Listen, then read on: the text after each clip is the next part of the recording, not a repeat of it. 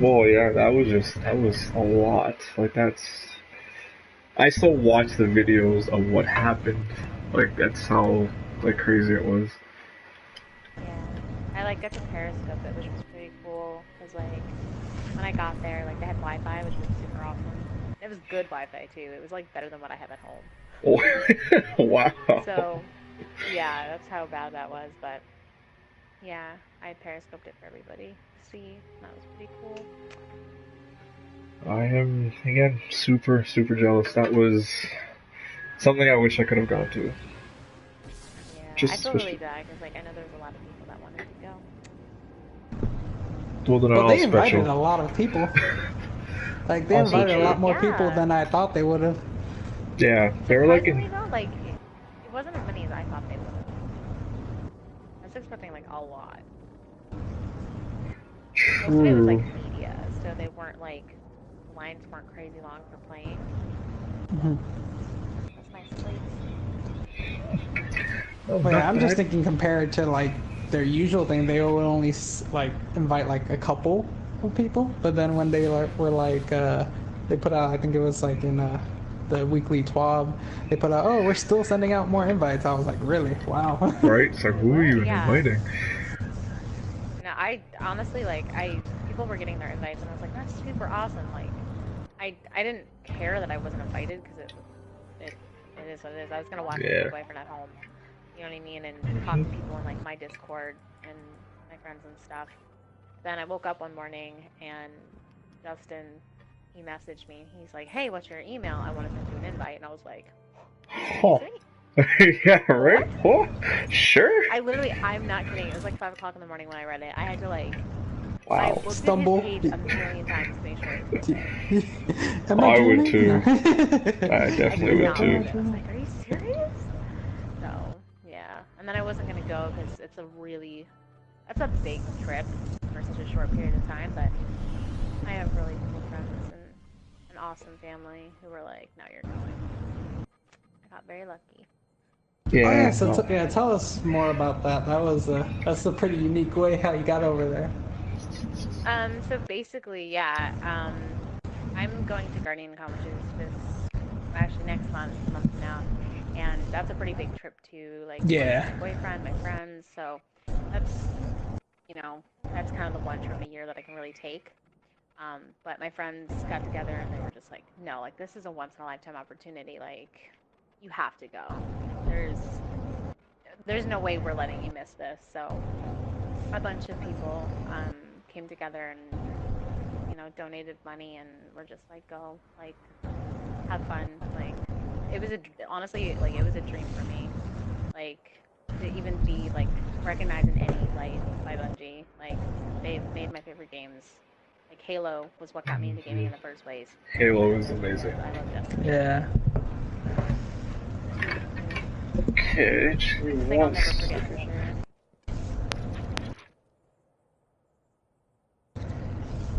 Yeah, I could definitely say watching? Halo is probably like one of my first when I first started getting to FPSs was actually Halo, because back when like the PS2 era, I was mostly just doing JRPGs, you know.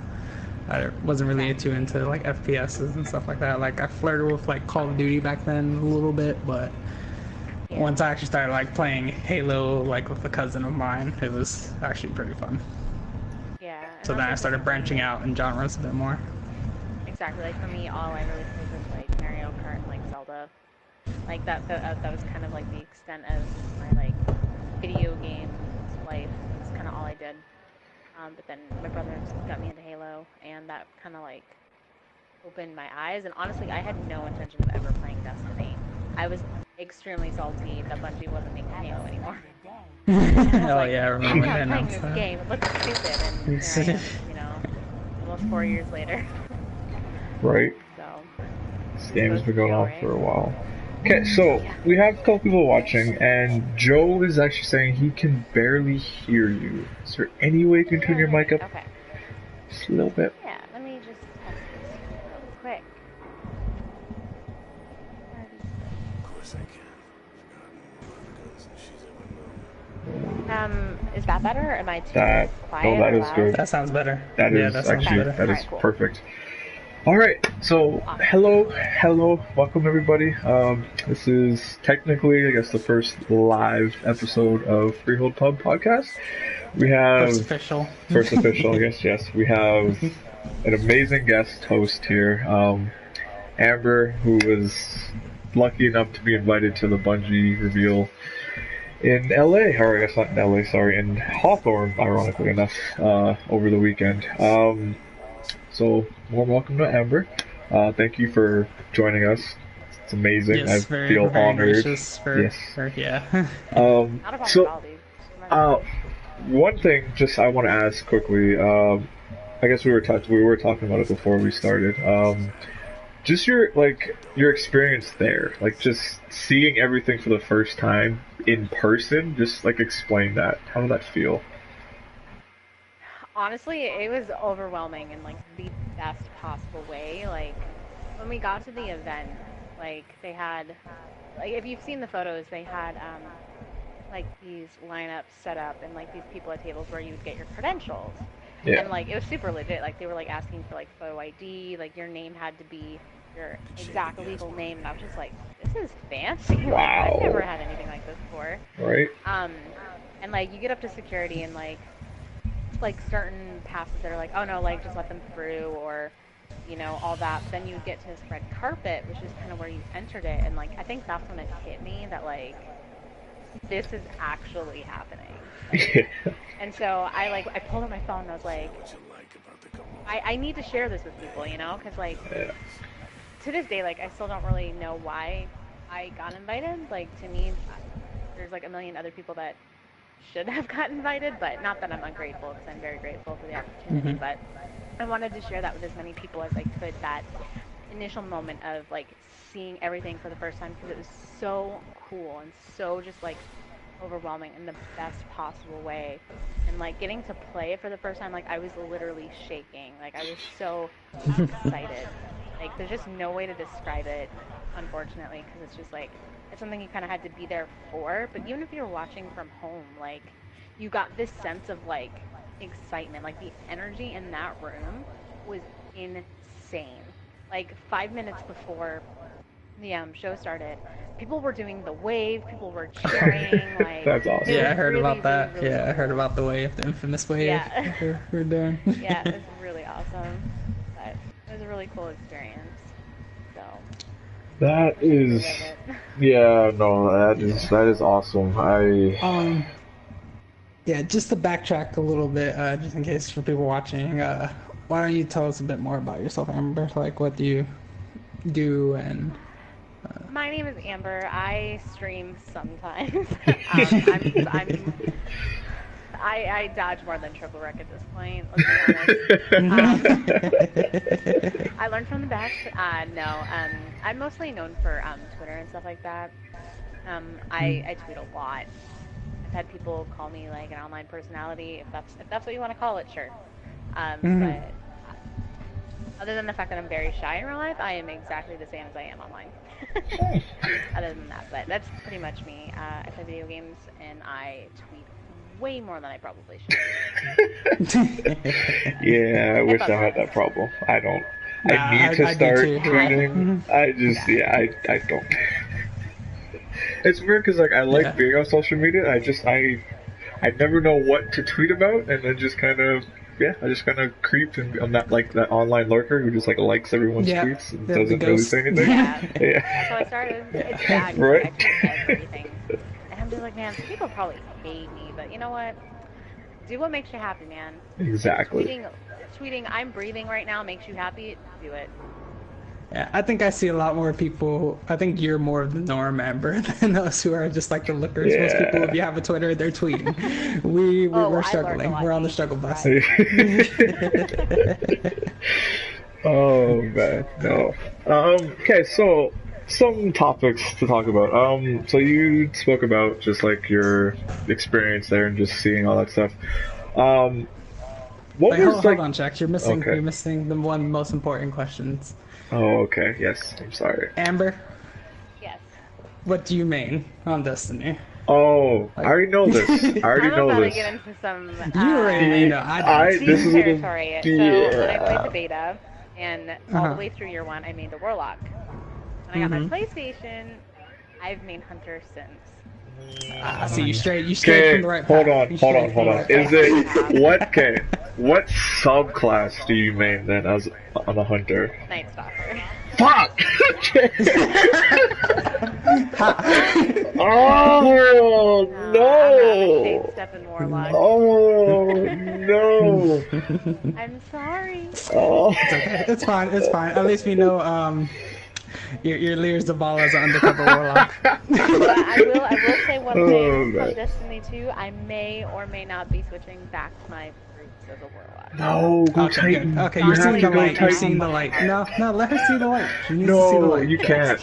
You have to come to the Captain America side with the Sentinel shield. You have to. Like, Titans are just... I'm so bad with Titans. Oh, come on. Because Titans are bad. It's okay. You're not horrible, Titan. Titans are just horrible. Oh my god. I'm sorry our melees don't lock on, Titans. jackasses. Yeah, maybe they should. DJ, what's up, man? Yes, Gunslinger, I agree. If you're gonna main a hunter, Gunslinger, definitely 100% is the way to go. Gunslinger for the clash that just happened. Oh, Mayhem? Yeah, I think you and probably 80%. I felt bad too. Double trip mines everywhere? Yeah. I think everybody did. Yep. I did. I saw like straight up fire teams of 6 just all running Gunslinger. It was interesting. Trip mines everywhere. It was you fun, see a doorway and you'll see like 4 trip mines lying down the trim of the doorway, and it's just like, well, not going that way. It's like, yeah, GG. Good, thanks. Appreciate it. Not going that way. Okay, so another question I was gonna ask. What was like your favorite thing of the reveal? It could be game related or anything else. My favorite thing about the reveal, honestly, probably when they said that there was going to be more cinematics. I've kind of always been a little disappointed in the fact that Destiny 1 never really had that many cinematics. The story was very much on the back burner for a lot of it.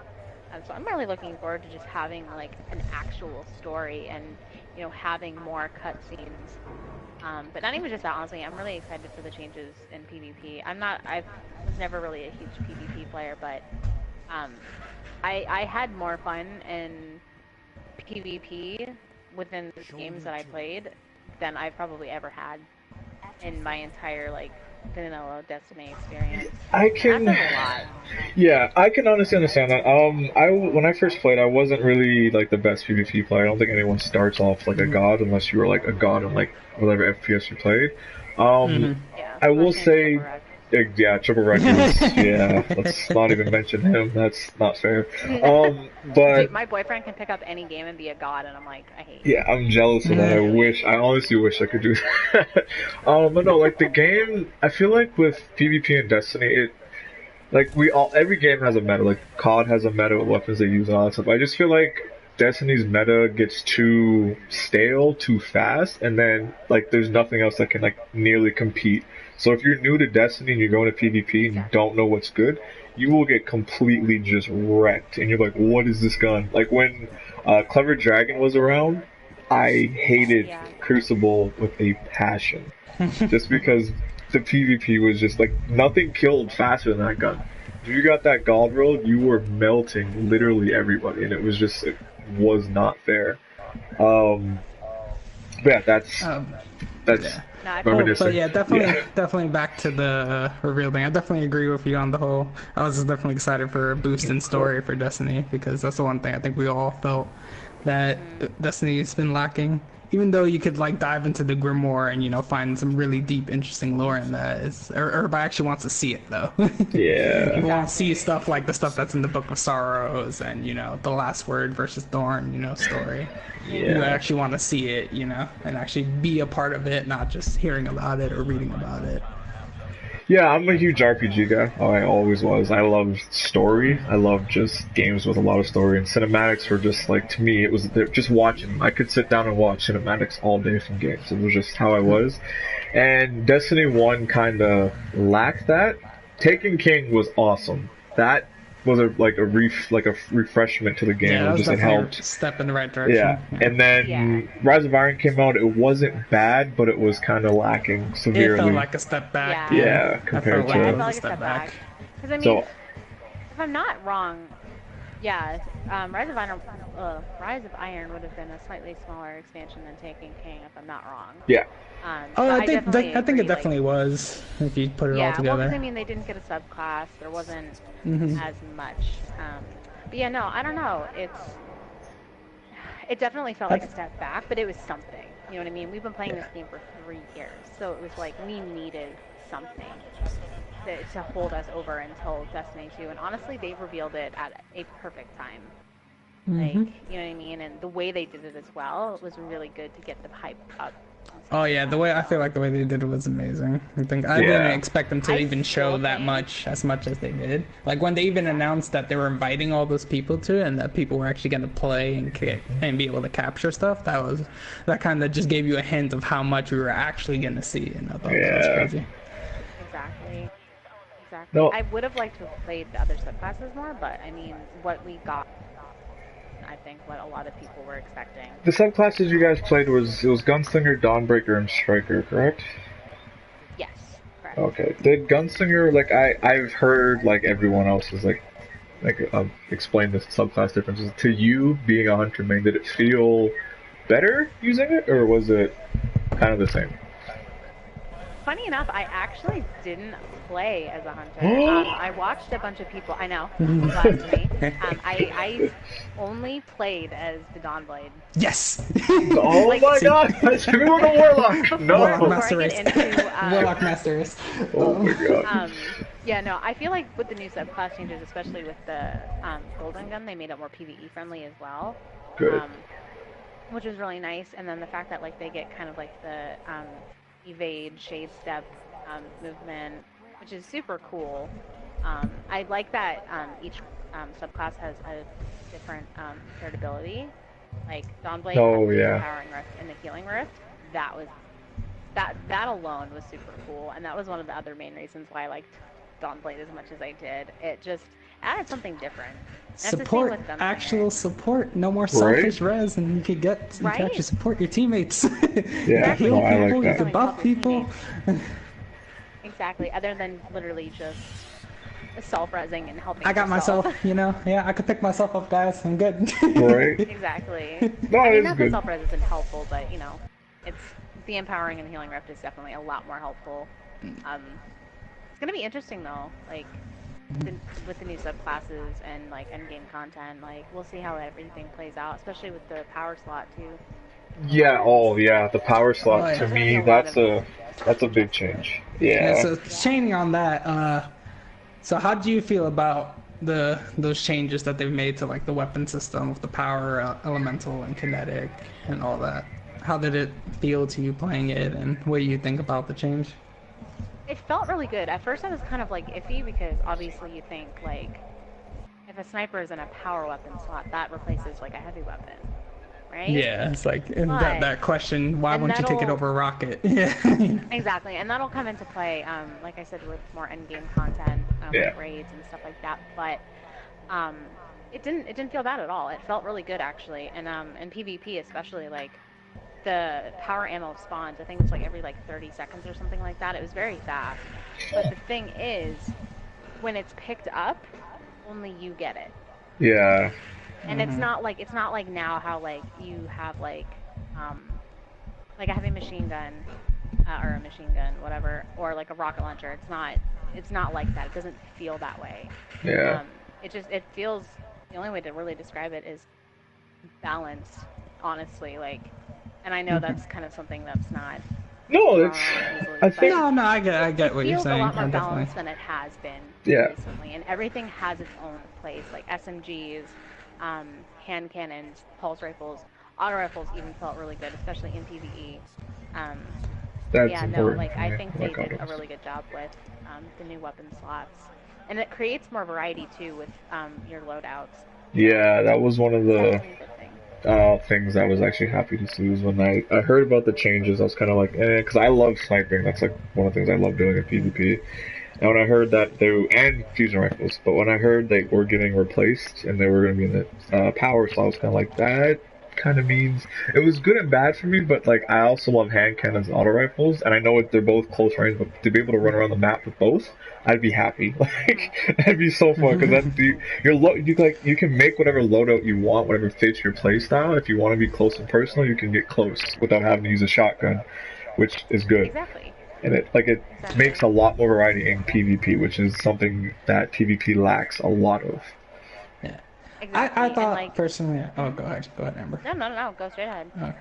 I was just gonna say that I felt like for PvP especially it was a good change because just power weapons, are basically all the one-shot weapons, which were kind of a problem in Destiny 1 because it's like your primary will never be able to compete with a one-shot weapon. They were never gonna be able to compete with special, which is why everybody's so special heavy in Destiny 1. Is because why use a gun that's gonna take you 3 shots to a gun that's gonna take you 1 shot or 2? Exactly. It's never gonna be able to keep up. My more concern was actually for how that system was gonna affect PvE though. Yeah. Like, I don't know if you got to play the strike or the PvE I played side. the strike and I played the story mission as well, and honestly, you really don't notice it. You don't notice really it? don't. Okay, good. No, it's not a bad change whatsoever. Like I said, that was something I really kind of worried about, and especially thinking new raid, right? Yeah, I was kind of worried that we were going to go back to the bullet sponge. Yeah. Exactly, but it doesn't necessarily mean it's a bad thing. You know what I mean? Yeah. Yeah. I definitely didn't notice anything, especially in the PvE. Okay, that's good. It was fun though, and like, I feel like they did a really good job considering it's not even in beta yet. And I feel like they've taken like a lot of the stuff that was wrong with Destiny 1 and have turned that around. And I know some people say it's too late, but honestly, it's a new game. It's better late than never. So, yeah, actually, that's a good thing. Let's talk about that. I've seen a couple of people. I have a couple of friends who are kind of super negative towards the game. A lot of them feel I can understand some of their arguments. Some of them feel like it's just Destiny 1.5. They say because the characters look the same, the enemies look the same, and all that. You personally played it. Like, if you could talk to one of those people that says the game was like it's just a repeat, what would you say? Like, what would be enough to convince someone to buy it, or if there was anything, I guess. The thing is, like, you really can't convince people, but one thing I have to say is it is a sequel. It is not a standalone game. Yeah. Yes, they're facing the same enemies. You have the same allies for the most part. Like, if people want to call it Destiny 1.5, sure, go ahead. It is a sequel. It is. Yeah. It's gonna look the same. Yeah. I don't understand those complaints at all. Yeah. Like, if it because didn't have look at Halo. From Halo 1 to Halo 2, you fought the same enemies. You fought elites in Halo 1. You fought elites in Halo 2, and it's a sequel. Yeah. No, exactly. It's a sequel. If everything was different, if nothing was the same, would it be a Destiny sequel? No. Exactly. It would be like some other game. Yeah. It could be like, I can't think of another word that you would call it, like, I don't know. But like, a spin-off? It would not be the same game, and people would complain that it looks nothing like Destiny. Yeah. You can't please everyone, I guess, technically, is what we can go with, too. Like, someone's always going to complain about something, regardless of how great or bad it is. They're just going to always say, oh, this is crap, or this is this. Even though, like, to me, when me and Abyssol were actually watching the live stream together, like, everything. I was like a kid in a candy store. I was like freaking out, literally at everything. I saw the Dawnblade pop. I was like, oh my god! I saw the Archshadow pop. I was losing my mind. I do like though the changes they did make to replace Sunsinger Defender and Arcblade. One, everyone knows Arcblade's kind of crap. So to see it get completely removed is good, because the biggest enemy of a Blade Dancer was the shortstop when you pop your super. Because you would swing at someone, you would hear the hit connect, but you wouldn't actually kill them. And then especially when Matador was around, they would just destroy you completely if you got close enough. And just Blade Dancer, and then they nerfed Hungry Blow, which kind of just made that subclass even worse. But yeah, but I'm glad to see Archshadow looks really fun. I think it's funny. I think the way they end up solving, since we actually haven't got to really see the subclass, the knit and grit of the subclass, I think they kind of just solved the problem with, instead of having a tiny little knife, now you have a long staff. Yeah, pretty much. Yeah.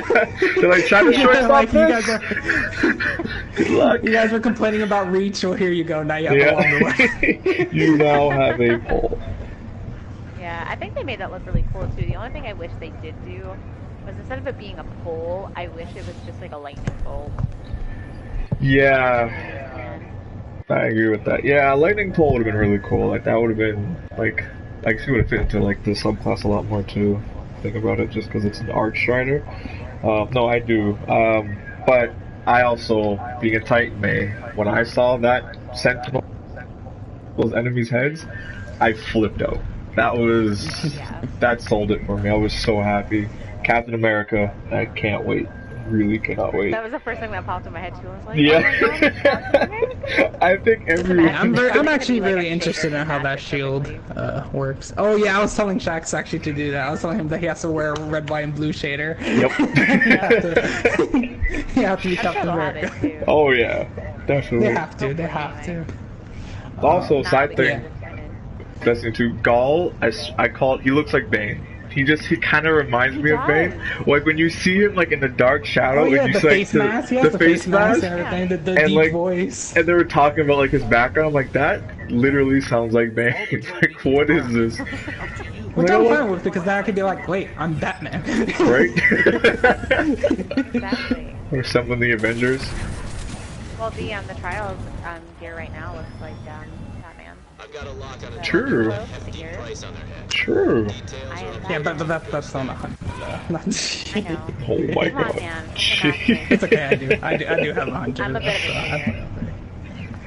I like my hunter, but I can only use golden gun. I just My hunter's honestly I my feel second dirty favorite. My least using- favorite is my I'm Titan. really bad with Goldie. I'm actually really bad with Quiver too, but yeah, I'm actually better with Quiver's- Goldie than I am with Night Stalker. Night Stalker, I kind of I slack, but with my golden gun, I'm actually better with. I can't get used to Oh chase my stepping. God. I feel dirty. Yeah. Yeah. people use it to like get out of fights. I'm like, no, don't fight me, and they just don't. They just run away. I'm like, okay, fine. Or they'll start an engagement with a grenade, which is, haha, sucks for them because Yeah. it's all gun skill. Like it's Oh yeah, so how did actually, that feel that- with I the was- cooldown change? I was Yeah, hearing that I was like the gonna ask cooldowns that. for your stuff is like slower. cooldowns. The fact that nades don't like stickies don't one hit anymore. That is, yeah. And the I was so 3-hit excited. melee thing, that sounds interesting. Yeah. It is. It's good though, because like Oh, actually yeah. have Oh, to, yeah, like, no, fight definitely. people with your weapons. Like Yeah. it's definitely different. I It's was turning very into an shocked when actual I FPS. killed someone. Yeah. From what I saw, it seemed more tactical. Like you have more time to think, more time to adjust, adapt to the situation than just I got my head blown off, or he had this one hit ability that just destroyed me. Exactly. Like you really have to be more Oh, what did I just shoot? tactical. Yeah. That's the right word? Really Well, tactical. yeah, they've actually finally embraced the FPS part of the game, the actual shooting part, because for the most part in Destiny, it's usually just abilities that get most of the kills in PvP, especially. Like, there's lightning grenades, wombo combos, trip mines, incendiary grenades, fusion grenades especially now. Just all of those things, just, you see those and you're like, well, damn, GG. And it's kind of like, just ends it. Because you get hit by any of those and you get shot once and you're dead. That's usually all it takes, is just one of those and you're dead. Yeah, so I'm just glad. Oh, actually, they didn't touch on that. I don't know if they told you guys. So, does everything have like a universal cooldown? So, like, is it the same? As far as what we've seen, everything is a universal cooldown. Everyone had the same cooldowns. So, unless That there's is something good. else in game that we just haven't seen yet, it's universal cooldowns. No, it's actually really good. Yeah, it's awesome because people aren't going to be spamming abilities. So Friggin' warlocks be and their noticeable. damn vampire builds. The chuck a friggin' yeah, there's like Axiom bolt. tier 12 builds.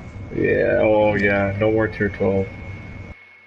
Oh That's gonna be That's a big interesting thing. what to chase at the end though instead, because like for example right now one thing people do is chase that tier 12, Yeah. gear roll. So it'll be interesting what they put to replace that long Exactly. end game stretch chase. So how did you feel about the new mode, countdown? Honestly, like I was kind of like iffy, but honestly, it was probably one of the funner game modes I've ever played in any game. I mean, obviously, it's not much different than like Search and Destroy, but I don't know. It felt good. They've changed everything to 4v4, which was kind of weird, but I mean, people who are like in the Sweaty. comp scene, The competitive. like, I don't know. Yeah, it's I know they're fours trying to and like the make it go competitive comp, so thing. I'm not sure if it's actually comp Yeah. or Yeah. Yeah. But no, fours actually works really well, and countdown especially was really cool. And like the way revives work too, kind of like remember exactly, but like you have you have like a token that you get, so it allows you one revive. And I can't remember anything other than that, but I think you get. See, I wonder if that's just for countdown or is that going to be across the board? Yeah, I'm not sure. I know school. it's just countdown, but I don't know about anything else. Yeah, But they But it's a don't really show cool it. concept because you're not constantly spamming revives either. Well, yeah, there's no more of You have that, to be like, smart about it. because like in trials, Hey, I'll especially definitely be happy those with that in drive-by. trials, yeah. Yeah, those like drive-by reses. Oh my god, those are annoying. Or the chain resing that happens in trials with the fast Yeah. res exotics. Yep. It's just crazy sometimes. Yeah, exactly. I will say, I don't know how I feel about losing 6v6 because that's just less, friends you can play with, though. That kind of sucks. True. One time. But to me, But other than it's that, I'm fine. less chaotic because sixes Oh, can yeah, it'll get definitely be like less. insane at times, and that just don't need all that in my life sometimes.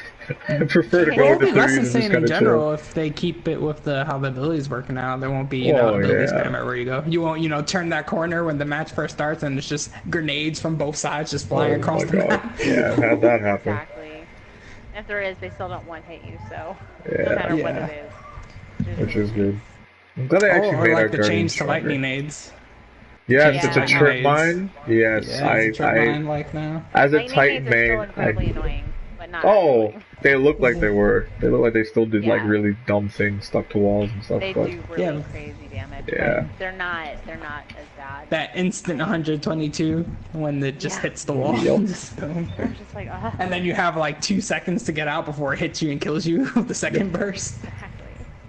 Yeah, no, I think I got killed like once or twice by the lightning nade, and I was just like, Can't change it's just everything. lightning nade. Exactly. Right. I'm just glad firebolts, or not firebolts, fusion grenades don't one hit anymore. Yes, those things. We knew they were going to be in the game still, because it's a Bungie thing. Slick nades have always been like a Halo thing, and Bungie just loves them. I'm just glad they actually finally said they're not going to one hit now, because no one needs that. That's just, it's too much.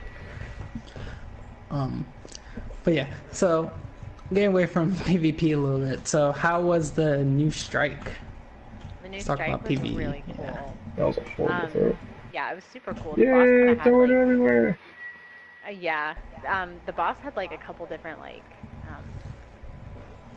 kind of similar to like Panics, how he had like different phases, not Mhm. phases, different. Elements? He switched elements.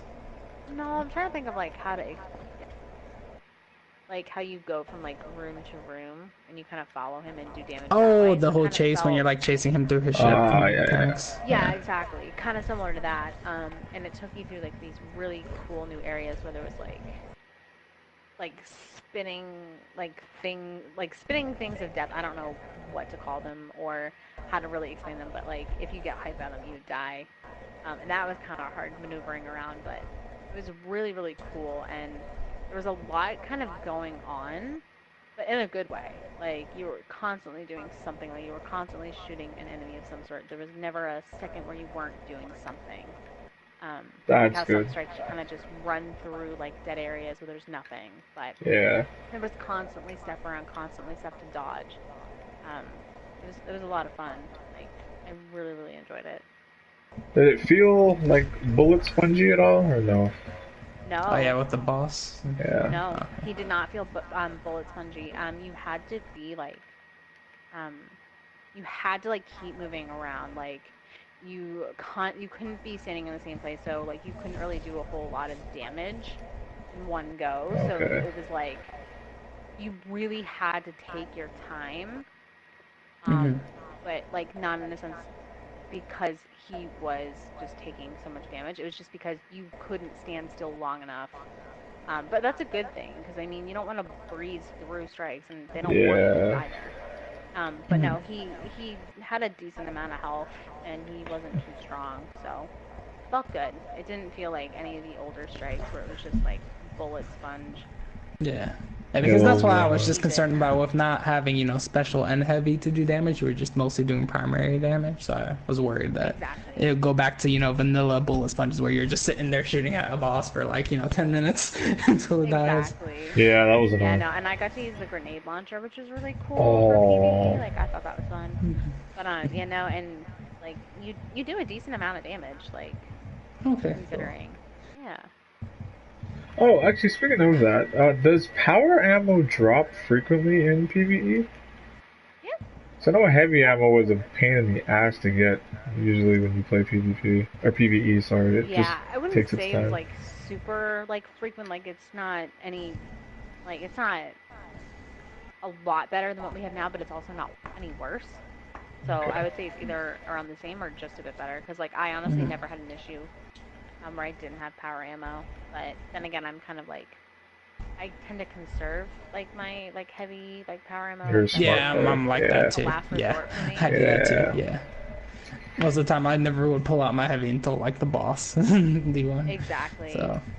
See, I'm a sword guy, so I kind of use my heavy a lot, which is kind of bad. But oh well, that's different because you kind of have to use your sword on like majors and stuff because most bosses have the freaking, you know, slam that if you get close you're dead, except for a certain few. And that that drives me crazy. I was doing strikes earlier today and I kept dying because I kept getting slammed, and I'm like, I'm an idiot. Like I don't know if I'm this person. That's honestly one of my concerns for D2. I really hope they don't go back to that, because then it's gonna be like, why use a sword? Especially since now, if you can't have a sword, then your only long range will be like a scout or since you know you can't have a sniper and a sword like in D1. So here's something that a lot of people are speculating, and Zoran can't seem to shut up about in the chat. So everybody saw when they were showing the live reveal of the gameplay, there was a mod slot on one of the weapons. What do you guys think that is? Like, what do you think the mods will do exactly? Or do you have any like info on that? That was what I should ask first. I don't have any info on that. Honestly, I'm going to be completely honest. I don't even remember seeing a mod slot. That's obviously, you know, that's not to say it's not there, but I honestly don't know. Maybe it was like it could be some sort of like mod slot, but it also could be something like a skin or like an ornament. Yeah, that's what I was. Yeah, mods can be anything. For all we know, it could even just be like a shader thing. Like they have like mods that do change colors of the weapon, so it could honestly be anything at this point. Yeah, that would be my guess, because like mods would be super cool, but I don't know how well that would work, because that would make it harder for them to balance. Yeah, there's things you could do. And it seems like that's kind of their design philosophy with Destiny 2 is make things easier for them to balance, like the whole subclass changes to the subclass tree. Exactly, and that's why everyone was complaining. Well, not everyone. I shouldn't have said that, but a lot of people were complaining because it is more simplistic and there's not a lot of variant choices. But what a lot of people also don't realize is when they say that, everyone ran the same skill tree. Yeah, exactly. That's exactly what I was. That's my counter argument to everybody who says that, because I say, look at Destiny 1. Destiny 1, most of everybody's builds boil down to the same thing. There are certain just perks on your subclass that are just strictly better than everything else in that same row. Exactly. So, think for PvE, most people will run Black Hole, or if you're doing like King's Fault, you'll run Quiver. Like you really don't stray that far from the path. Everyone runs the same thing. And if best example, Sunsinger Flame Shield. Yeah. best example. Solar We use flame wind shield for does everything. You absolutely don't use solar nothing. wind. You don't use the explosive one at all. It's just flame shield for I don't PvP and PvE. There's honestly no don't reason even to use know anything why else. flame shield or not flame shield. Solar wind's even in the game still. Like it literally does absolutely nothing. Like you push enemies Yeah, back. Cool. I was so sad when they disabled being so able to push exciting. other people. Right? Yeah, Yeah, that was a super fun thing to do. useful. Yeah. No, I did like the new trees just because it looked like it was simple, but it could also lead to a lot more diversity because it again would depend on your playstyle, how you build your character, which I think is good, which is what Destiny 1 needed was something where you can play how you want, not how literally everybody else plays. Yeah, now we have a chance to run into like two different types of gunslingers or two Exactly. different versions of, striker. So Exactly. it'll be interesting. Yeah, and I definitely think it was a positive change. They, even existing subclasses, they changed a lot of really good stuff. And like I said, with Gunslinger, they made it even easier for PvE. Like having those 6 shots, you don't have a lot of time to use them, but it's very helpful, incredibly helpful. So I'm glad that Yeah, they made 6 that shots change. just seems like that to me is great. Like that. Because usually in PvE, 3 shots, especially against a major, does nothing. Majors usually just feast on your golden gun, like, oh, cool. It takes 2 to kill 1, and you're like, okay, well, my last shot's gonna get used on either another major or just some random ad. Exactly. Exactly. No, it's definitely a good change for the better, and I kind of hope they go forward with that, and think Yeah. PvE as well as PvP, because Gunslinger was definitely more of a PvP. Oh, yeah. Whereas Night Definitely. Stalker was kind of more PvE. It has, And then Poor Blade. yeah. Poor Didn't try there. Yeah. See, I That's was okay. When Arcbird comes up, you're good. Right? You're fine. Right, exactly. That's about it. Exactly. So now that we talk about Strike, we saw basically just Bungie's kind of pre-built version of the story mission. But how did you feel about the new story mission? The story mission? I really Yeah. liked it. It kind of left a lot of questions for me though, regarding the speaker. But the way that it played out, the way that it played itself, was really awesome. You're in the tower. This is a place that you've always gone, and that's kind of always been a place to just relax. You know what I mean? It's always been so peaceful, but then you're running through it, and it's on fire, explosions everywhere, enemies everywhere, and it was kind of sad because it was just kind of a place that you kind of grew to love being absolutely destroyed. Yeah. It just left a lot of questions, what happened to the speaker, yeah, what's that's going a on? lot. Why is his section of the tower just completely, obviously the rest of it's pretty destroyed too, but his especially, I don't know, probably just me, but I've never trusted the speaker. Ever. Nope. Yeah, I think there's a couple people who don't trust the speaker. Never trust a man with a mask. I think it was Eris Bourne. I think it's Eris that thinks that he's she doesn't trust him at all, and I think, don't quote me on this. I was talking to someone about this the other day, and I guess Brother Vance says something like, "What would you do if I told you that the speaker was a charlatan or something like that?" And I was like, "That's real." Yeah, Holy see, shit. that opened a lot of doors because in the Grimoire, you know that Osiris and the speaker get into a fight. I always thought, if that's exactly what happened and he's wearing a mask now, what if the speaker actually is Osiris? And that's why he wears the mask and he doesn't say anything. It's just, to me, it just seemed odd that, people don't trust him besides, Zavala, who trusts blindly all the time. And, just the tower people. Everyone else, Hideo hates him, but Hideo's different. Eris doesn't trust him. Yeah, Hideo. Brother Vance doesn't trust him. Barracks doesn't trust him. Almost everyone you meet is yeah, don't trust this guy. Exactly. It's just so, I don't know, he's just always been such a weird character. And then playing that, it was just, I don't know, it kind of made you think, what is actually going on? Yeah, there's a lot of that. Well, that's always been one of the big questions of Destiny, like, is the Traveler evil? You know, what is the Traveler, and everything. Exactly. Like, what It's is always been its actual the same. purpose? Yeah. Like Me supposedly personally, the only one that really I knows is the speaker, right? yeah. So, who knows? And to be honest, I think we all just think the Speaker's evil because of that one line in Vanilla Destiny. Oh, I could tell you all the stories, but I won't. Yeah. It's just like, you He's bastard. So Yeah. yeah, it's just like, dude, like what? I do not like you. Yep. No, At all. I've never trusted him. But then again, I was wrong about Eris. I didn't like her, and I didn't trust her either. But She did seem, when we first met her, she was off her rocker. Like she was crazy. Yeah. She was weird. Nobody trusted her. No one knew who she was. And then you find out she's actually like the one sane one. She sees like the world how it is, not it's the darkness or it's the light. She was always the one that. Yeah, that's my personal thing. I think honestly that the Traveler isn't evil or good because you also have that. If you look back in the Grimoire in the Book of Sorrows, the whole reason how we got the Hive was because their race was going to be wiped out by that tidal wave, the Great Wave, or whatever that the Traveler was causing. The Traveler was going to cause that. And that's why they ended up going to, the Deep or the Worm Gods and basically becoming the Hive to stop that, to stop their entire race from getting wiped out. So.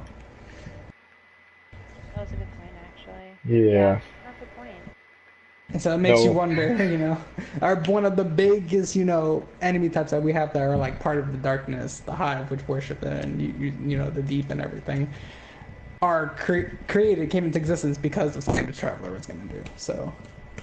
Exactly. Well, and if you also think about it, like we're fighting the Fallen because he abandoned them.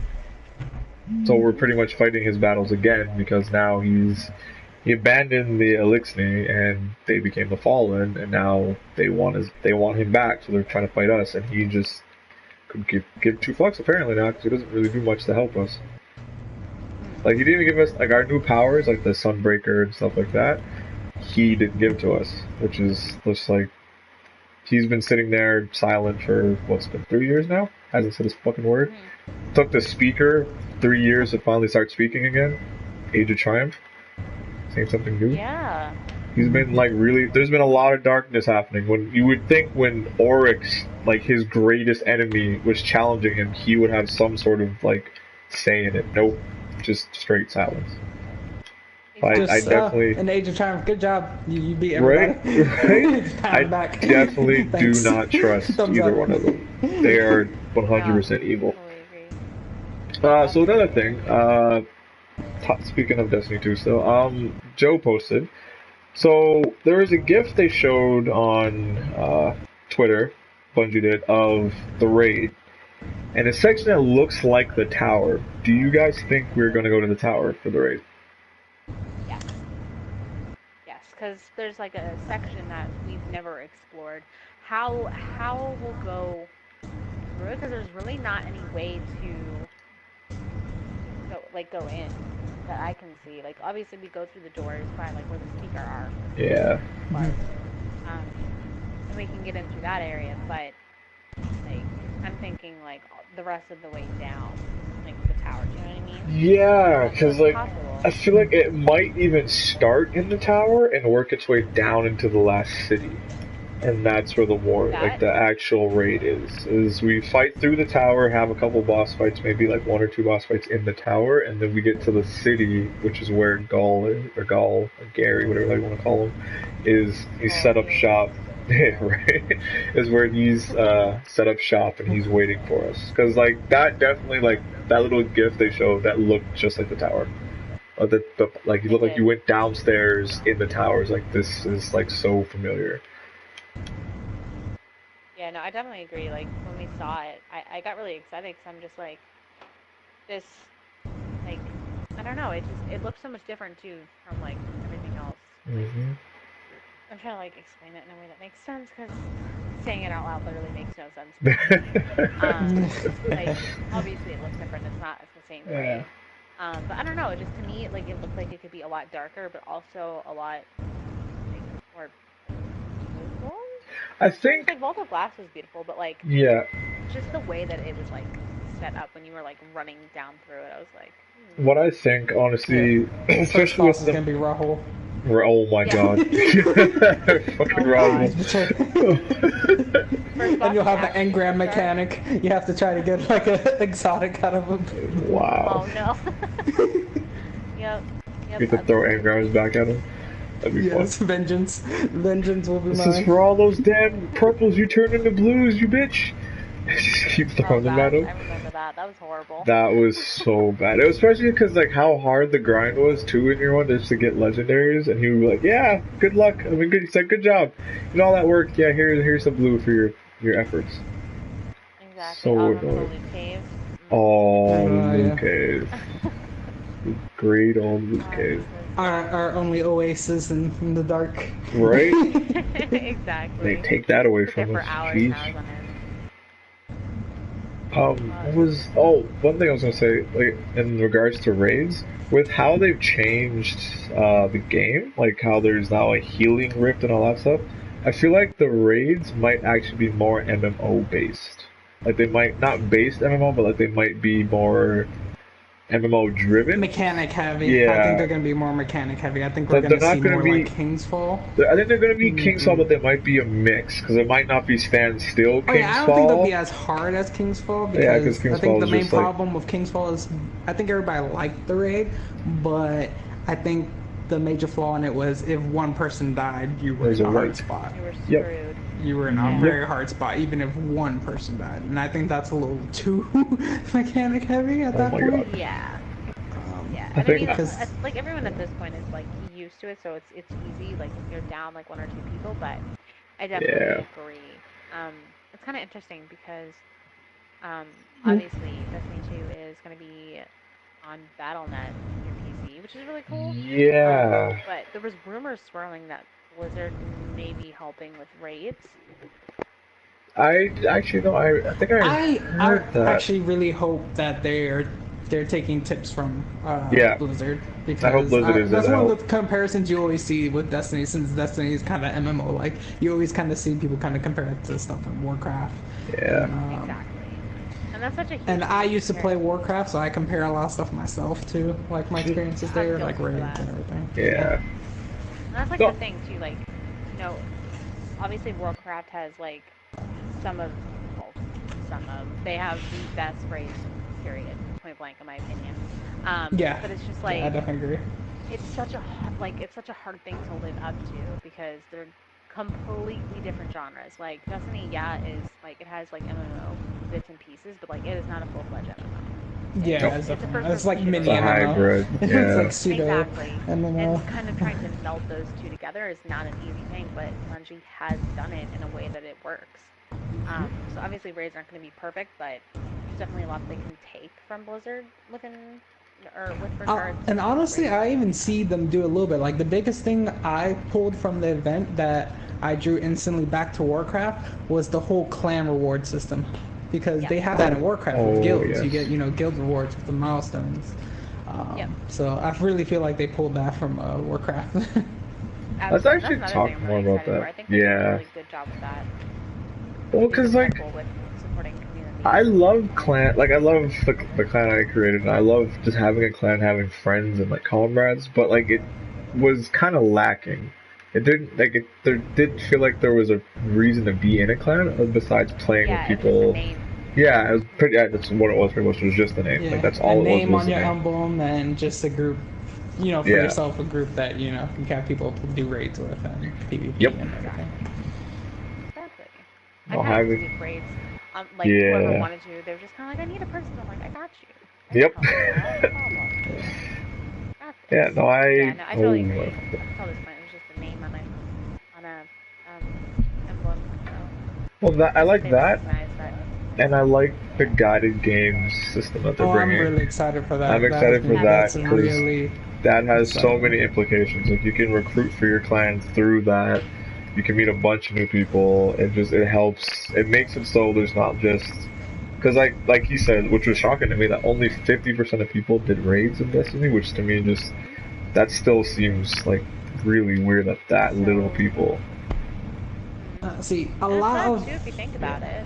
yeah, a Like, lot of my looking friends that I for- started the game off with, they kind of fell off because I really felt because of that. Because like once you got to like 20 and vanilla, then it was like what you do now, and all that was left was that grind the raid and PvP. So if you didn't have people to play with, or 5 other people to do Vault of Glass with, you were basically kind of left out in the cold.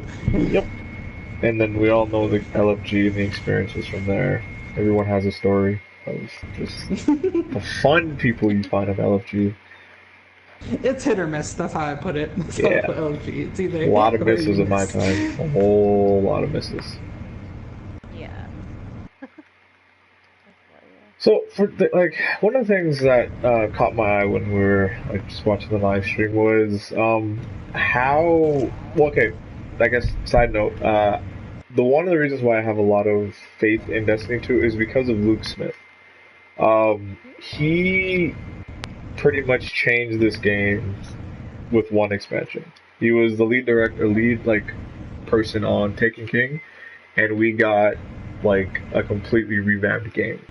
Everything I've seen so far from what he said and shown, it just, to me, September 8th couldn't come faster. I'm personally excited. I can't wait. I want to see what the first mission actually is fully, because they said they cut some things out.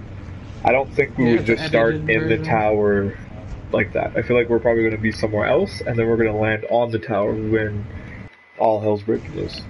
Well, he came out and kind of said that. He said that there's actually stuff before and after that they showed, and that there's stuff after. The one thing we know after is you lose your light and you stumble. That part. Yeah, that's gonna be interesting. That's gonna be cool, seeing our character just not being able to sprint or anything, just kind of limp. The feels if we actually see our ghost die. Yeah. Don't do that. I can't handle that. I can't handle that. That's too much. I can't. Especially after that side quest they made us do with Kvostov. Oh man, that Kvostov mission was so messed up. Oh no, don't do that to me. No. Nolan North is amazing. One thing. This is. Yeah, I know, it was so much better. I liked Dinklage, but he was just so monotone and just kind of didn't. Boring. Yeah, very boring. I get he wanted to be serious. Yeah, he did. I guess he wanted the more serious feel, which I get. But I also feel like he just didn't care. He was there for a paycheck. And then once he got, he was like, "Yeah, okay, bye now." Which is why they couldn't bring him back. Exactly. Yeah. Absolutely. Nolan North is complete polar opposite. He's incredible in everything he does, pretty much. Yep.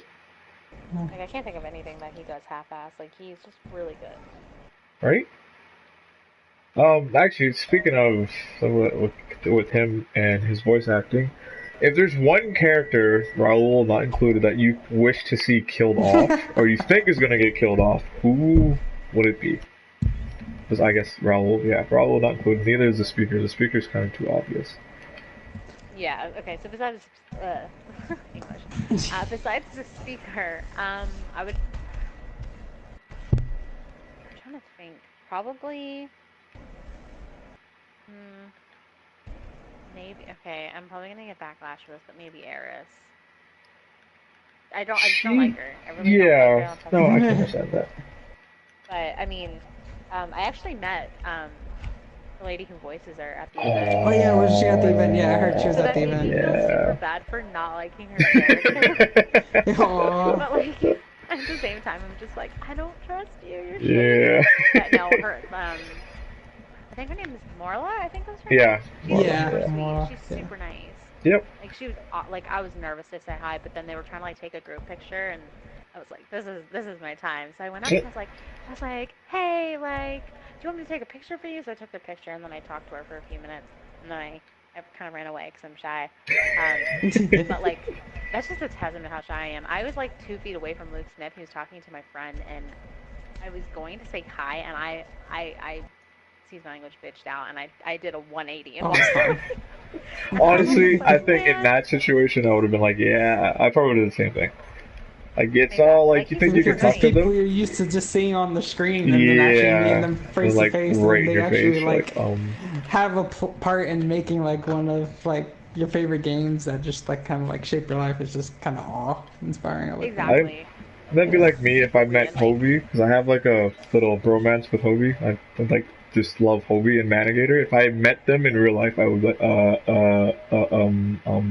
hi. wouldn't know And what just, to say. I would be like, I don't know what's going on right now. I'd probably freak out. Just That even was like, like me with Beach. Like, I yeah, love Beach. Like, he's these, my favorite person. yes. And he walked up to me, and he like shook my hand, and I was just like, These like I is couldn't awesome. breathe. Like I wouldn't have went up to him because he was shy. But like, Yeah. I feel you. That's an appropriate reaction to have with someone that you like look up to or you really like. But Hobie and Mana are really awesome people too. So hopefully you Yes. get to meet them because I've had the like chance to play with Manigator and like just talk to him and stuff, and like that was in itself an experience. But like yeah, actually getting to meet them would be like I wanted to go to Guardian Con, but I don't think either of them are going anyway. But yeah, I do want to eventually meet one of them. Oh, speaking of, are you going to Guardian Con? I don't think it's going, but yeah, I am. Yeah, I think she mentioned earlier. Yep, I'll be going to Guardian Con, which I'm super excited for. It's a month. Well, I leave in a month for Florida, so I get a little bit of downtime before I gotta get ready for that. Yeah, that's gonna be another experience. Is this your first time at Guardian Con, or you've been before? Yes. No, this is my first year. Ah, okay. I didn't go last year. I was supposed to, but life happened, so I had to cancel, unfortunately. But I am all good to go this year. Everything's booked and ready to go. I've got some friends coming out from England. Oh my goodness. My boyfriend's flying out too, so holy crap. It'll be fun. Yeah, that's birthdays and yeah. That's gonna be really fun. Holy shit. Wow. Yep.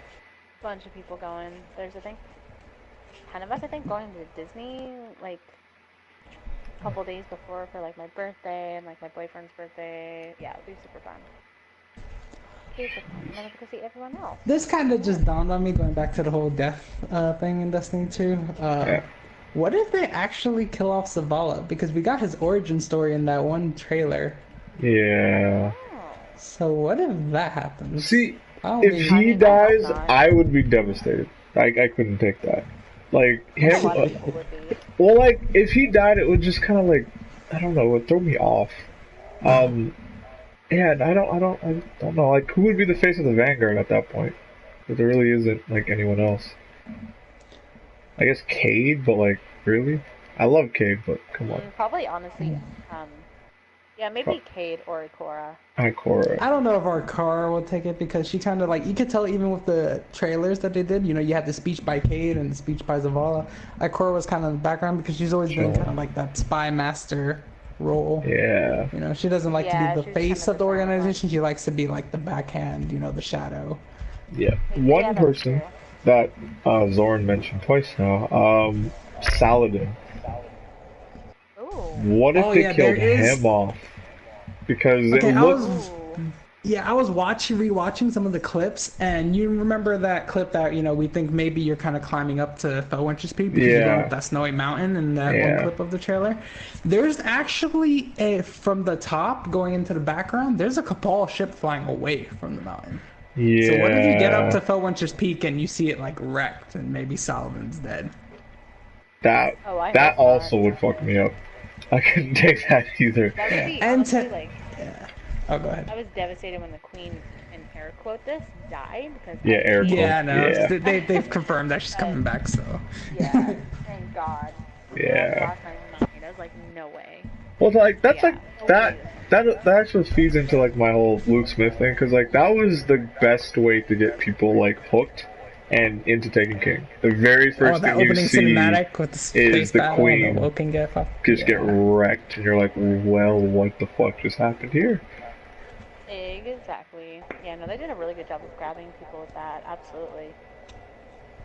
Yeah, the death is a very it raises the stakes when you see like a character you know in a story die to like some like villain or whatever. It just raises the stakes because it gives you a personal intake because you're like, okay, this person killed this person that I was like attached to or that I knew, so it kind of gives you that vengeance kind of feel, I guess, to aid you on to take down that person. And it being her just happened to like be perfect because like that was the last DLC we had involved her. It was Oh yeah, the wolf. yeah, House of the Wolves. House of Wolves, and she of course was a big part of like the Manila Destiny, and just seeing her die was just like, well, shit, okay, like, what the hell? Like to me, it just kind of like I was like my jaw dropped immediately. Oh, dude, I was screaming. I was so upset. Yeah. I texted my friend Adam, and I was just like, nope, I'm done. I'm not playing this game anymore. It's like, nope, Done. nope, over it, can't do it. Game over. Sorry, No, but you haven't it's, replayed it. Nope, doesn't matter. Exactly. Yeah. He's But like, yeah, and "Did you play another the game?" thing. Nope, doesn't matter. Okay. Nope. Another thing that also makes me think that they might do that is because they've came out and said basically recently that they only want to have one social space, kind of for the beginning, and then they'll evolve it, which is the farm that they showed off. So we're Exactly. definitely not going to be using Fellwinter's Peak as a social space. So That honestly, like what we were talking about, that could actually become like the second. That could be the second mission. Is so we get wrecked by Gaul, lose our light, and then somehow get it back. Apparently, because you see like you have your ghost, and then the next mission is to try to find safe ground. So you first go to Fellwinter's Peak, and you see it completely just destroyed and Saladin dead. I hope we don't see Saladin die because I don't think I could take that. Me seeing him dead, yeah, cool. But seeing him die, I would be a wreck. I could not do that. No, I agree. Yeah, that would be really hard because like he's been with us for so long now. Manila Destiny. So many people love him. Yep. Yep, So, the Iron hopefully Banner, not. the whole Rise of Iron story, and Yep. then Exactly. Well, because if you think about it too, he's not the, like he doesn't like he's not the Iron Banner like vendor anymore. Like he's not there. yeah, that's what makes me afraid more that they might Exactly. take so him they out can or still something. Run Iron Banner and Yeah. not him be the one under it. So hopefully not. But it's Bungie. Bungie can do whatever they want. Right. Yeah, like I said, I just feel like because one of the major things about having the light and having our ghosts was that we were able to come back. I mean, they even really kind of hit that point with Zavala's origin story about, they kept showing him dying and coming back. Yeah. So now that most of like the Guardians have lost their light and lost their ghosts, they wouldn't be able to do that. So I really feel like we might lose either somebody or a couple people during this. Someone has to. It sounds messed up, but someone does have to die. Someone has to go. Just for it to feel way more personal. That we get to see something of the Queen as well. Yeah, I do. Cause remember how like when Taken King, we played Taken King, we had the main story, and then once you completed like the main story, you killed Oryx. You had like the Wolves on Mars, that whole other like side quest, pretty much, where like you hunt down the House of Wolves. Tied up that. Yeah, I hope they do something similar, or like you fight Gaul or whatever. I think we're gonna get some and like then side quest style tease into the next, expansion. Maybe the Cyrus one that we seem to be getting, and the Rasputin one. Yes. Yeah, that'll be really good. Finally get to see him. One question from Joe. He thinks the Cabal blow up the sun. Someone wanna help clarify it? So, Joe, from what it looked like, it wasn't the sun that was blown up. It looked like Mercury got completely destroyed. Well, no, it actually, I actually saw the tweet out recently, and I think My Name is Bife actually put out a video about it too today. Basically, what it was it seemed like the Cabal have like the super weapon that basically causes the sun to supernova. Now, whether it's our sun or not, it's kind of debatable because they show in a clip of in a couple clips of the trailer, you actually see Guardians on that weapon, like they're actually fighting Cabal on top of that weapon, and you can see the beam of light going into the sun. Now, if that's the same event that we saw in the trailer where the sun just freaking explodes and then blows up the planet next to it, which might be Mercury, we don't know for sure yet, but it does have some crazy implications because, like, what if the Cabal literally just blow up our sun? Like, where does that put us? Yeah, that'd be kind of We'll fucked. literally be in a world without light.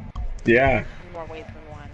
And the other one that I think he tied into that video, the other clip that was interesting, was the clip where it looks like 3 Guardians are standing on top of, like, Vex Rock, and they're looking at basically, like, a dim, glowing light and with, like, rocks floating around there. Well, that's actually after the sun explodes. Oh, yeah, I think I saw that one.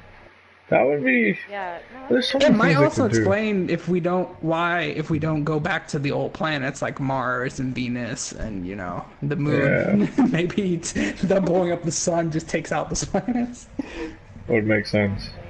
and just leaves us with the moons like Titan. So it's just a planetoid and then Io. That also would make sense why if they did blow up the sun, because Mercury would be the first planet gone, and that is another social space technically, so that would eliminate a social space again completely. So that does kind of make sense. Also, if that does happen, it raises the question of where is the Osiris thing gonna take place? Like, how is that gonna pan out with Mercury If gone? it's Because we always even assumed he was Trials on of Mercury. Osiris. Yeah. I'm just glad they're finally mentioning him, and he's having his own expansion. Well, if we ever Oh yeah, because actually he's see tied him, with so much of the lore. If Yeah. you dive into lore, he's Exactly. tied to so much of it. He used to be, Zavala's position. He used to be the Vanguard, the commander of the Vanguard. He has ties with Tolan. Tolan mentions him while Tolan's like trapped in the hive yeah, dimension. He calls out to Osiris. which is interesting. Very, very Saint 14 interesting. disappeared going after Osiris. Yeah, there's just so So many. just so many things. characters in the lore just tied to him. No, I'm And definitely. maybe we'll also find out why the hell we needed 9 exact wins in a row. Right. Osiris. Why you put us through this struggle, you bitch? Why 9 flawless exactly. victories? Watch him say some like real snarky shit about it too, and just kind of leave it at that. Oh, Yeah, I wouldn't put it past Bungie to put something Yeah. in there about I that. would love for him to have like some like cheeky line about that. I think that's Right. really funny. Or he makes us like kill like 9 enemies, like and laughs about it. Just kind of Yeah. walks away. Before it's like 999 enemies. Right? Oh my god, I'm so I hope pissed. not. Right? Oh, that would be so trigger worthy. Actually, since we're talking about this, let's talk about the second DLC and the implications of that. It being Rasputin. What do you guys... That has to me, personally, that has so many implications. Like, we already know, especially given the last deal, like the expansion we've had, aka Rise of Iron, we know that Rasputin had a huge hand to play in the death of the Iron Lords and activating Siva. What do you guys think could manifest from that? Like if with that deal, so do you think we're gonna get Siva to use for ourselves or what? It's really hard to say. Like, I don't know. Rasputin's kind of always been like, kind of like hazy for me because like there's just so much Yeah, don't know. it's an asshole. Like, it's such a big secret as of right now. And I've heard some pretty crazy fan theories. I had someone tell me one time that they thought Cade was actually Rasputin. Yeah, I've heard that I've theory. actually heard that theory too. You've heard that theory That too? he's Yeah. like an Yeah. exo, yeah, and that Rasputin Yeah, is and like I an was like, exo. that's a or, really cool yeah. theory, but I was like, it's also really far fetched. But I'm just kind of like that kind of thing. That's what makes our community so cool is the fact that like Yep. you can think of stuff like that. Like I personally never would have thought of that. But that is genius. Oh yeah, I love our lore community. Our lore community is just the way, just with the Grimoire cards and just Oh, the boy. interpretations and how we all like come together to try to figure out. Exactly. The lore Yeah. since it was so missing in vanilla, and it's just it. Exactly. Every time I watch like a lore vid from somebody or I go read the Grimoire cards, it really reinvigorates my love for Destiny and just for Yep. playing the game, because that's just one of the things I'm into. But as for Rasputin, I think it's a long time coming because he's like been one of the major players since vanilla. Yeah, Like, they're we finally reactivated addressing. him. We went to story mission to reactivate him, and then we had a couple story missions after that helping him reconnect with like Mars and everything. And we still know so little about him. And then he had a big part to play with Siva and Rise of Iron. So I think it's a really long time coming that we, I guess, get some Finally get to- in-depth answers. Hope on, we can like, ask what him he a is question. exactly and everything. Like, how come he gets hacked so much? I Oh would yeah. really love to know how a Every enemy supercomputer. type. What's his cheat code, dude? Right? Yeah, Like, every enemy type, I believe, has had their try at Rasputin. Yep. Fallen, the Cabal, the he was the fighting the Vex, had the attacked Taken, him. yeah. He was fighting the Vex. Like, that's just. Why do you keep getting hacked, bro? Like, obviously his passcode's like 1, 2, 3, 4 or something. Like it's too simple to really get into. Well, actually, I think that's the only ones we haven't seen him actually really get hacked or attacked by was the Vex. I think I don't think he's fought them, but it's in the lore that they've he's the reason. Oh yeah, and they're the lore. not That's what on. war minds were designed for in the lore, was to fight the Vex. So it's interesting that we haven't really seen that much confrontation with them. Could also explain why he's yeah. not on Venus is because the Vex pretty much did own Venus for a while. Or Well, if I remember Mercury. right, wasn't he one of the main reasons why the Vex don't show up on Earth? Yeah, he I is. thought that was- He is 100% the reason they don't show up on Earth. Which is cool, but again, he's an asshole. But yeah, it'll be interesting to see finally if he's friend or foe, because he's always flirted that line. Because we saw what he did to the Iron Lords. That wasn't really friendly. When No, he that pulled was on them. that That was some was get the pretty fuck out bad. now or else bullshit and hit them with And that then we or had else. I think it's during the Fallen Saber strike. Oh yeah, Or one of the Zavala's line. strikes, Zavala says, Yeah. Zavala says that we've tried to communicate with him, but he left pieces of Guardian strewn across the Cosmodrome. Yeah. I was like, okay, Yeah. well then. Like, Doesn't damn, want to talk to you. Yeah, he's like, doesn't want to talk to you today. Exactly. Oh my god. No, Destiny 2 is a new start. Something we need. I'm so really excited for a fresh slate. Be having getting back some of those first feelings, like getting your first legendary drop, Yeah. your first exotic, getting to relive a lot of those first moments will be very nice. It'll be awesome. Definitely. Oh my goodness. Destiny 2. Alright, well, there. More than I expected, so I'm actually glad. Thank you again for all that. That was good. That was insightful. Yes, not a problem. Thank It's you. fun to talk about it. Yes, I know. It's Talk with people who are as passionate about it as I am. You know what I mean? Like it's yeah. nice. Well, Especially Destiny if I can, share my experiences with people. exactly. Yeah, like Destiny to me, it's helped me meet a lot of friends. Like my fiance's brother-in-law or brothers, or my fiance's brother, kind of introduced me to Destiny, and that's we formed a really strong friendship through that, which was really good. Yeah. Usually, go ahead. Yeah. It's really cool. That's how I met my boyfriend. It was kind of weird how we met, but it was because of Destiny and meeting people through Destiny that we met. And I had met some of my best friends, either playing Destiny together or through the Destiny Twitter community, or literally just one of my best friends actually. I met him because we were commenting on a Facebook status about Destiny, and he ended up becoming one of my best friends. And it's just kind of cool how you can kind of form those relationships with Yeah. people just over games. Mhm. Yeah, that's one thing that that's said a lot, and I feel like it's kind of true. Is that in the Destiny community we have one of the best communities. Yeah.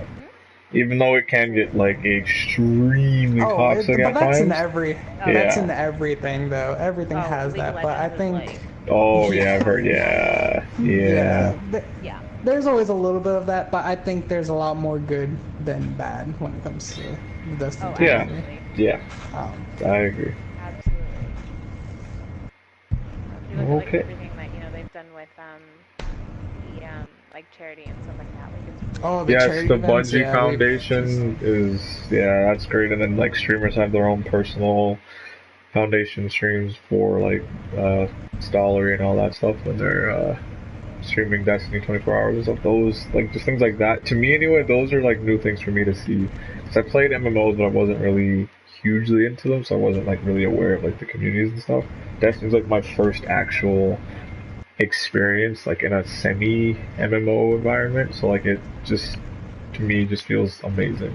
Seeing all these people, all these different personalities, it's something I haven't experienced before. So to me, it's great to see. Oh my god, it's great to see and just kind of be a part of. I'm glad to be a part of it. I'm glad there are like-minded people out there that have the same experiences in Destiny as I have. Like, just having that talk with people, like, just about, like, their first experience in Destiny, the first exotic, that is, like, a great feeling. Just that conversation is amazing. Just seeing their eyes light up and just like, oh my god, I remember I got this. When I first got Galahorn, like, one of my friends, or one of my clanmates actually, when he first got Galahorn, he actually cried. Like, actual tears. Because he's been following the game since the alpha. And he never got Galahorn. He's seen it drop so many times, and he's like, was in love with the gun. And then he got it from the Nightfall the week Xur sold it again, and he cried, like, actual tears. He was funny story, so actually. happy. I didn't get my first Galahorn until Xur sold it for the last time. And I hadn't even had it drop nothing. So I wasn't going to buy it from him originally. But that's just because I'm a stubborn butthead. No, I don't blame you. I wouldn't have. But it's like, I will get us a drop. I will. Right? Yeah, I'm going to get a drop. I ended up buying like 8 of them. Vengeance. I have them all now. For every time it got a drop, I bought one. Yep. Exactly. I had 8 of them. And it still hadn't dropped. Like, I think it was like maybe 6-7 months ago that it finally dropped for me. Wow. Yeah, like, and I did not, like, my friend, I think I was with my friend Hey Fitzy and some other people, and I screamed. I screamed and cried when it went in my postmaster. And they were just like, what's wrong? And I'm like, I got a Galahorn. And they're like, wait, you actually got it? And I was like, yeah. And that was the first time it ever dropped for me. Yeah. That's crazy. Yeah, I think I actually got mine 2 weeks before Xur sold it, and I actually got mine in the same drop from Crota. I also got the Crux of Crota for Necrochasm. Oh, screw you. So I got a Galahorn and a Crux of Crota at the same time. I didn't get my Crux until like maybe 3 months ago. That's how bad my RNG is. My RNG is terrible. My boyfriend's RNG is like godly, and I'm like, oh, we have someone in our clan who has like perfect RNG. Oh yeah, we have somebody. Yeah, his RNG is like, just so dumb. His name will not be mentioned, but nope. Yeah.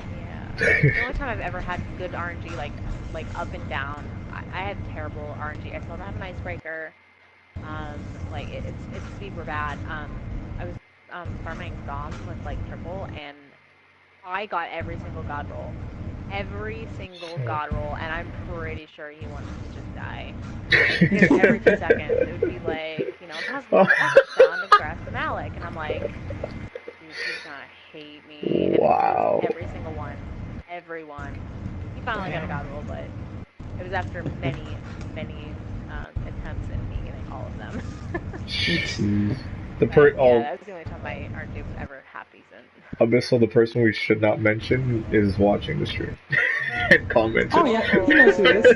He knows who he is. He's like, I know who you're talking about, asshole. Yeah, he knows. He knows. Hey, he doesn't get no love because he got a god roll Eyes Luna and then deleted it in front of me because he's I have like 2 more of these while we were playing together. So I don't want to hear nothing from him. Yeah, I remember that. I've seen him get. And then he went and got another one. I was like, oh, hey, look, I got another one. Asshole. So, there is no sympathy. Yeah, he's like that. Mr. Name he should have been mentioned. No, my first. Yeah, definitely. Definitely back to the. Oh, go ahead, Chaqs. I was gonna say my first Scalhorn experience was actually out of rage. I was getting mad. We're doing Crota in year 1, and I was in a fire team that was very, very incompetent. There was like 3 of us that knew what we were doing, and they were kind of like, they said, yeah, we know what we're doing. We didn't, and they kept dying, so we ended up like 3-manning the Death Singer, and we were mad. And like I went to the bathroom as we killed, and I was like, this is bullshit. So I'm like, I got nothing from it. And then like I hear someone screaming in the background as I go to like the bathroom. I come back, I'm like, what are you screaming? They're like, you got it. I'm like, what do you mean I got what? They're like, you got Galahorn. I'm like, what? And I checked my inventory and I spazzed. Like I was like, oh my god! I was like, I love you guys. I love you so much. And it was so fucking right? Oh man, it was so great. It was such a great experience. I'm like, I want that experience again. I'm looking forward to that. My first VOG on PlayStation, I got a Hawk Moon to drop. And Mine too. I didn't know what it was. I was just like, Sonic Gallahorn, I do not care. I could give any less of a crap right now. Yeah. And my friend was like, no, like, that's like the best gun right now. And I was just like, okay, cool. And I tried it, and it ended up being my favorite gun for a very long time, but not nerfed, sadly. Yep. So, No, Hawk Moon. It's my first, right? Yeah, it's kind of crap now. I like it, but like it's not alright. what it was. It's alright right now. Yeah, it's just not yeah, bad. no, its wings definitely got clipped. If you Yeah. want to use that analogy. Yeah, big time. That was my most used Even though exotic it in year did one. kind of need to, because one shot, one kill is not The good. one shot, yeah, that needed to go. I do agree with that, but like they and didn't then need at to the Rangers nerf. hand cannons used to be able to do that at too. Is no. Yeah, but Yeah, the whole I had a nerf was guy kind of Nova broken. bomb me, and I one-shot him, like, as he was Wow. trying to Nova bomb me, and his Nova bomb hit, like, a door frame. I have a video of it. Oh my god, I'd be so His Nova mad. bomb hit the door frame, and it didn't kill me. And I could just imagine how hard he was raging, because I Oh, one-shot he's him probably with pissed. Yeah. it. No, I've one hit a blade dancer with it once, and I cried laugh. I just like sat down after I killed him. I'm like, I can't anymore. I'm sorry. I'm gonna stop playing. Just stuff like that, though, that makes it fun. Right?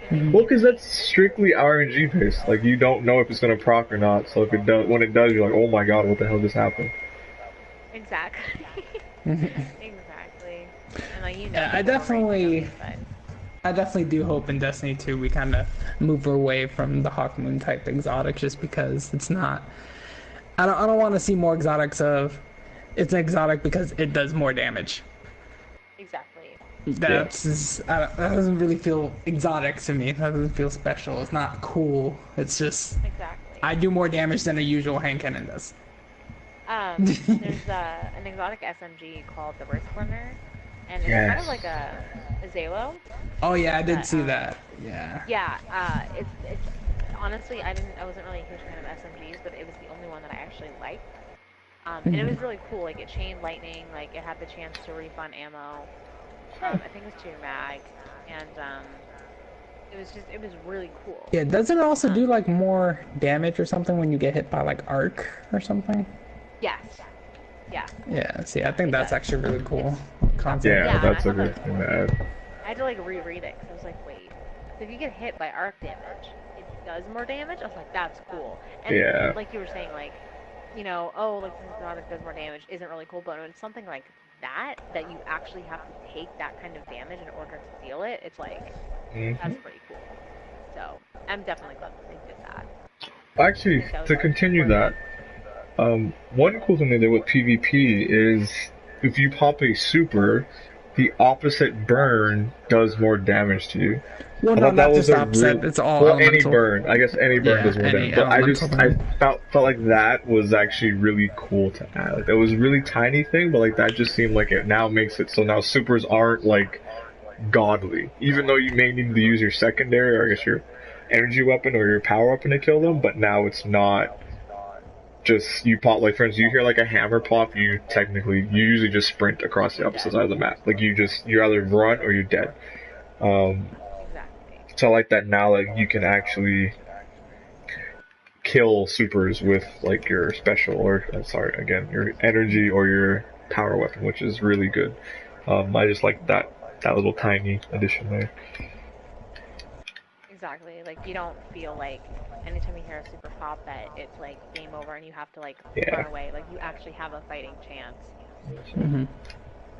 Yeah, I don't think I don't know if it's true, but I also was hearing about like supers don't really like one-shot each other either. Like if you're going super against super. Exactly. Makes sense. I know. Speaking of, actually, I do want to give a moment of silence to my striker because it got nerfed and it looks fun for PvE, but PvP it is kind of crap looking. It's super just kind of doesn't cut it for me now. It's kind of sad, but wait, you're talking about in Destiny 2? In Destiny 2, the striker doesn't seem that dominant. I don't know. Being a roaming Actually, super not that seems bad, though. better. You have three, Yeah. right? True, I see people guess. pairing up, like, And you can like super shoulder charge like you do on the Sunbreaker. Lumi's now. also a god. We have to take that Okay, into that's true. account. That's So true. like, he can make anything look Lumi's like god. top notch, which is just That's true. insane. Well, But no, I'm I just do saying, agree. in It does. general, No, the charge with Sunbreaker is usually awesome, so I wouldn't Yeah. imagine No, that the it Striker does. one is going to be much I'm different. just used to like the dumb AoE, pretty much is what I'm saying. I miss that, but I'm Yeah. kind of glad it's gone because there are times where like I would be on the receiving end of it and I was not happy.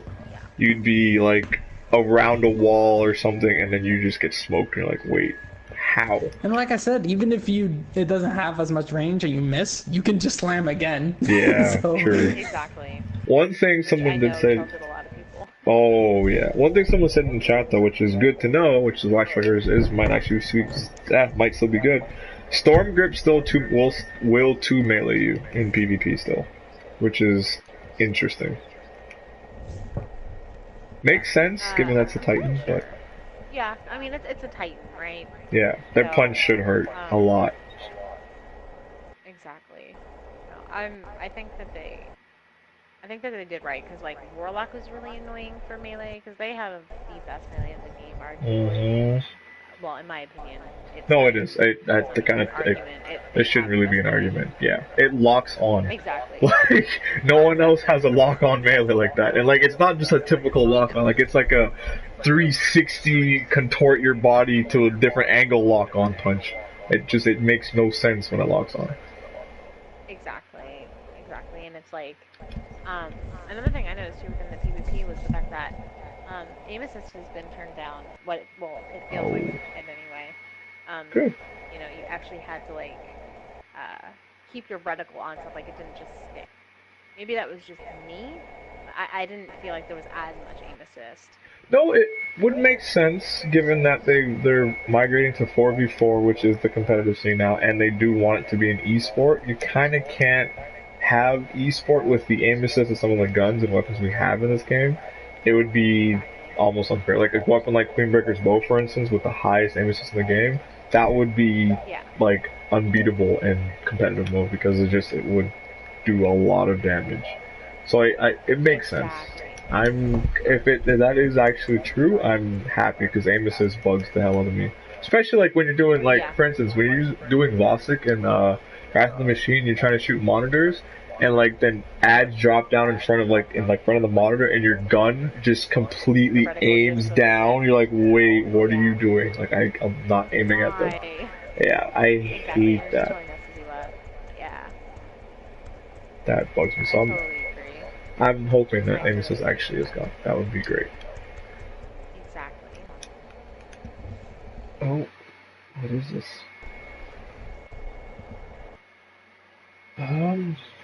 Alright, this was, again, I tried to do this earlier, didn't work because we kept talking, which is good. I like it.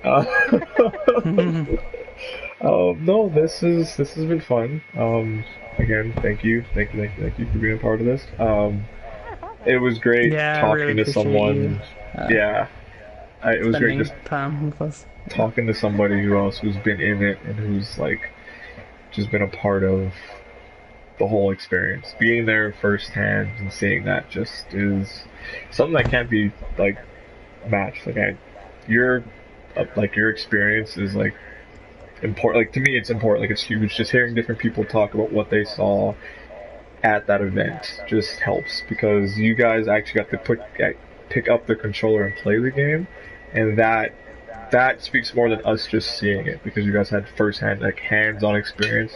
So you can have things you don't like, things you do like, and you have a valid point to that. Not like, oh, like I saw this, oh I don't like it. We didn't play it, so we can't say anything. You guys actually got a chance to, and it means a lot more. So again, thank you. Oh, thank you guys for letting me chat your ears off for the last No. 2 hours. So, no, it's definitely a lot of fun. So, I should be thanking you guys. Oh, this was great. One last thing. This is, I guess, to dampen the mood a little bit. There was an incident in Manchester 2 days ago. Just want to say I have friends and family over there right now. Just a shout out to the people over there. My thoughts and prayers are with you guys. That is Not okay. It's fucked up where we live in, but it's also why we also play video games. As a bright note, I guess. But yeah, thanks for watching, guys.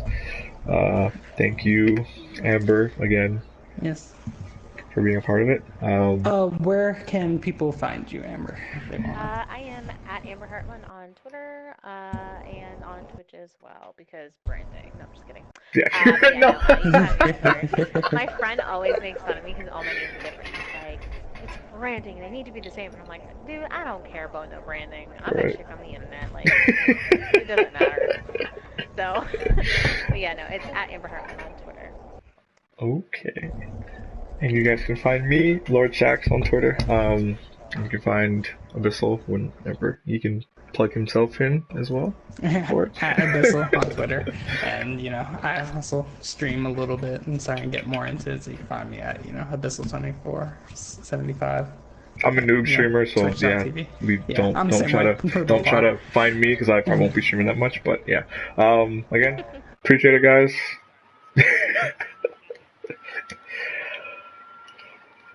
Adios, guys. Thank you